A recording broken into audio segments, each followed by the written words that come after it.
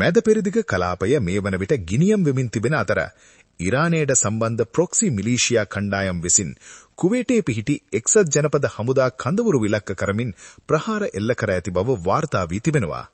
එහිදී කුවේටයේ පිහිටි අලි අල් සලේම් එයාබේස් ගුවන් කඳවුර අසල දැවන්ත පිපිරීමක් සිදු වී ඇති බවයි ප්‍රාදේශීය ආරංචි මාර්ග විසින් සඳහන් කර ඇත්තේ. මෙම ගුවන් කඳවුර ඇමරිකානු හමුදා මෙහෙයුම් සඳහා ගල්ෆ් කලාපයේ පිහිටි ඉතා වැදගත් උපාය මාර්ගික මධ්‍යස්ථානයක් ලෙසයි ප්‍රකටව ඇත්තේ. මේ වන විට ලැබී ඇති වාර්තා අනුව ඉරානයට සම්බන්ධ ප්‍රොක්සි මිලීෂියා කණ්ඩායම් විසින් දියත් කළ බවට සැක කරන මෙම ප්‍රහාරයට ඩ්‍රෝන යානා භාවිතා කර තිබෙනවා. මෙම ගුවන් කඳවුරේ පිහිටි එක්සත් ජනපදයේ ගුවන් හමුදාවෙහි 386 වන එයා එක්ස්පෙඩිෂනරි විං ඒකකය ස්ථාපිත කර ඇති බවත් ගල්ෆ් කලාපයේ සිදුවන ගුවන් මෙහෙයුම්, ලොජිස්ටික් සහ ආරක්ෂක මෙහෙයුම් සඳහා ප්‍රධාන භූමිකාවක් මෙම කඳවුර මගින් ඉටු කරමින් පවතී.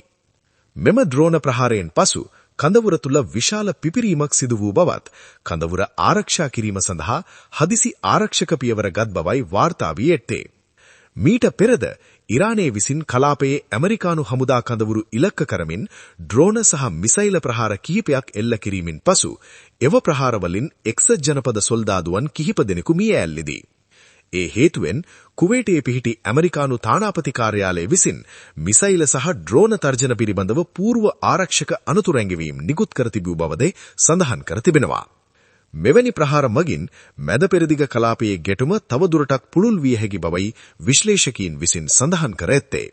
විශේෂයෙන් තෙල් නිෂ්පාදන යටිතල පහසුකම්, හමුදා කඳවුරු සහ ප්‍රධාන උපාය මාර්ගික ස්ථාන ඉලක්ක කරගත් ප්‍රහාර වැඩිවීම තුළින් ගෝලීය බලශක්ති සැපයුම් වලටද විශාල බාධාවන් ඇති විය හැකි බවයි විශ්ලේෂකයන් විසින් අනතුරු අඟවා ඇත්තේ.